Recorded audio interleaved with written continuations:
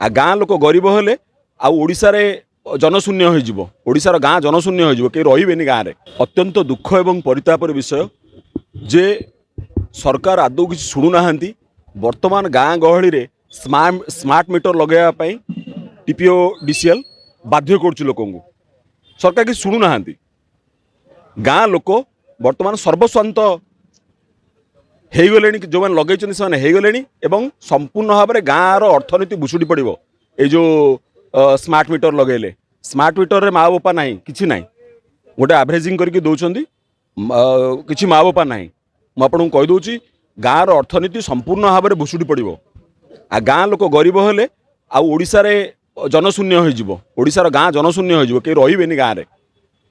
मो अत्यंत दुखर सह कह पड़ी जे ओडिशा रे एबे एक ओडस सरकार चलची रक्त शोषुची। दयाकोरी स्मार्ट मीटर जो गाँव में बर्तमान लगी समस्ते या विरुद्ध में स्वर उत्तोलन करने आवश्यक।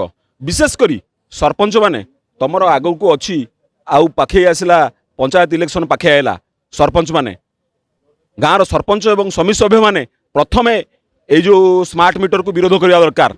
जदि तुम विरोध न कर तुमको लोक क्षमा देवेनी। गाँ लोक सरपंच समिति सभ्य समस्ते मिलमिशी वर्तमान ए स्मार्ट मीटर को विरोध करने दरकार कारण यह गाँव अर्थनीति की संपूर्ण भाव में दोहल दब। मो कहवा कथा ये जो स्मार्ट मीटर रो वर्तमान कौन पे आवश्यकता पड़ला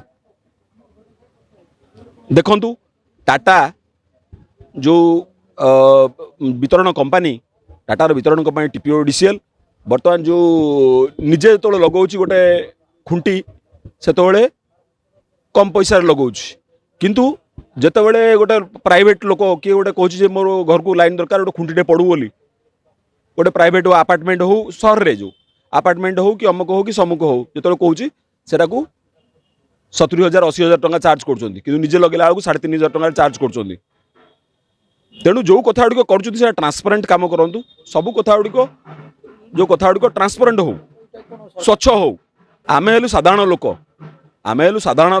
साधारण लोकर स्वर जो गाँ गहली उठिब साधारण लोकर स्वर गाँ गहली उठिब कारण यहाँ साधारण लोकर पेट पाटणार कथा यहाँ हूँ पेट पाटणार कथा। जदि आपंक आम भिडी भल लगा तेब आम चैनल को लाइक शेयर और सब्सक्राइब करने को जमा भी भूलु नहीं।